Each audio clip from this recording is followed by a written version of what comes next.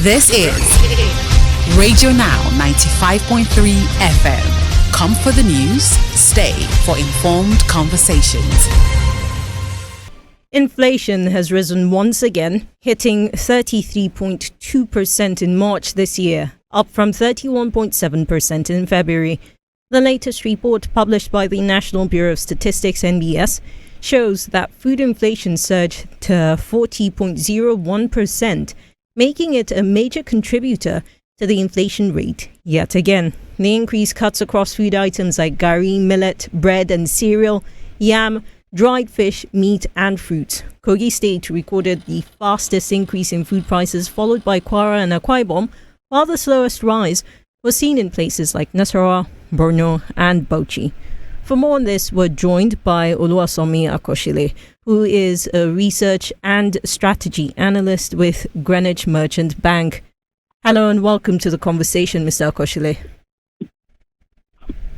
Yeah, morning. Thank you for having me. It's a pleasure to have you on. Let's start off with your reaction to the figures, especially in light of some of the successes we've recorded in terms of the exchange rate, the tightening measures that the CBN has undergone, all of this, and yet we're seeing a rise. What are your thoughts? Okay, well, like you rightly mentioned in the introduction, consumer price pressures still remains very much entrenched, despite the seemingly positive outcomes we've seen, particularly with respect to some economic variables over the past few weeks and policy enactments. Inflation figures coming in at 150 basis points higher to 33.2% in March from 31.7% in February. It wasn't a surprise, really. The continued upward trajectory wasn't a surprise. However, the pace of the increase was what was a negative surprise to most analysts, right? And expectations were that we're going to see a much slower pace of increase, basically on the back of what we've seen in recent times with respect to FX, moderation in energy prices in the past month. So those two basic factors were factors that drove expectations of, a slower pace of increase. However, if you look at, the numbers still very much elevated, right? Food inflation coming in at a whopping 209 basis points increase to 40.01%. We have 37.9% last month. The previous month, that was February, 40% now. The latest figures coming from March, and if you look at the report, right, the report emphasizes on the fact that food and alcoholic beverages contributed about 17% to the year-on-year headline inflation. And if you exclude food and energy prices, core inflation came in at about 25.9%, another 77 basis points increase from 25.13% we saw in February.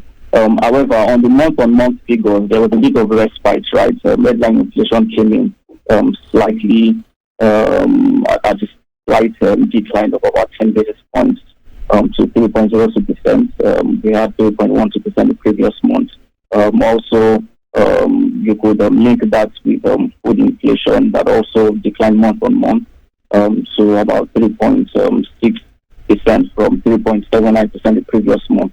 And if you look at what the month-on-month figure says, which basically depict, immediate, price reactions, comparing this month, to the previous month, you could also link that with the slightly slower pace of increase in the year-on-year numbers, because if you compare what we saw year-on-year, headline inflation at 33.2%, coming in at 150 basis points higher than February, 31.7%. In February, it was 180 basis points higher than January, which was 29.9%. Food inflation also came in this March, 209 basis points increase. If you compare with the increase between February and January, it was about 251 basis points. Comparing that with the 9 basis points, so that's a bit of decline. So that depicts a bit of respite, and you could link that to the FX appreciation, which definitely would have impacted imported food inflation. A bit of stability with energy prices, which would have impacted logistics costs. Right, Mr. Akoshile, I do apologize for interrupting you, but what exactly is driving the food inflation? Okay, yeah, definitely. We still have the structural impediments, right? Obviously, what insecurity challenges are still very much, uptight, especially within the food belt regions.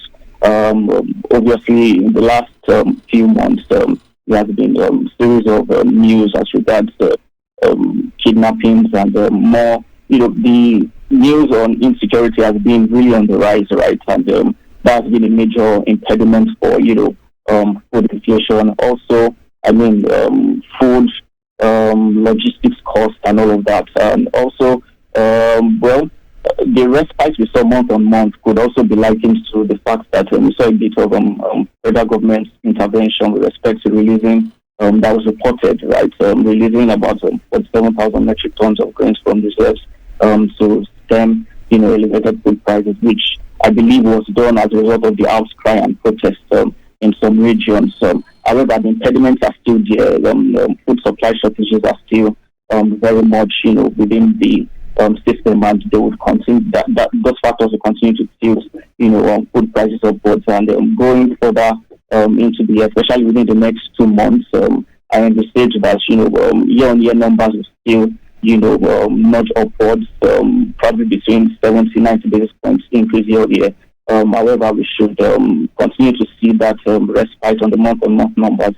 However, recent actions with respect to electricity tariff hike, which could affect, core inflation. Also, you're looking at what's happening globally with oil prices and the bullish sentiment being triggered by escalated geopolitical tensions could also pose, upside risk to inflation, barring, any further negative, outcomes. I believe we should continue to see that slower pace of increase until second half of the year, where a probable disinflationary trend should set in. So, Mr. Akoshile, let me ask you this. The federal government is targeting 21% inflation for this year. The World Bank says a more moderate 24% is a more likely target. If we're seeing a rise that's surprising experts with the March figures, what's the likelihood? What do you expect that we will see by the end of this year? Okay, so I think the federal government estimates at this point, especially comparing with latest figures, it's what you would call a tall order achieving that, right? I would tilt more towards World Bank's estimate of about 25%, and you would, if you look at what has triggered inflation figures, particularly for the last 2 months, you would see that despite the very aggressive hawkish rendition of the monetary policy, we are still yet to see that consolidation, particularly from the fiscal side. Rather, we are seeing actions that could even trigger inflation upwards. Look at what was just done with electricity tariff hike of about 200 plus percent, right? You could argue that urban customers, that would affect urban inflation and not, the rural side. But if you culminate that into, overall headline, average headline inflation print, that could also be an impediment. So I'm pessimistic about, the federal government achieving that 21%. I think 25-26% is what's most likely feasible, looking at where we currently stand. Mr. Akoshile, thank you so much for joining us on the conversation this morning, and we appreciate your expertise. Our guest, Mr. Oluwasomi Akoshile, is a research and strategy analyst with Greenwich Merchant Bank, speaking to us on the latest inflation figures. The inflation rate in the month of March hit 33.2%, up from 31.7% in February this year. This is Radio Now 95.3 FM. Come for the news, stay for informed conversations.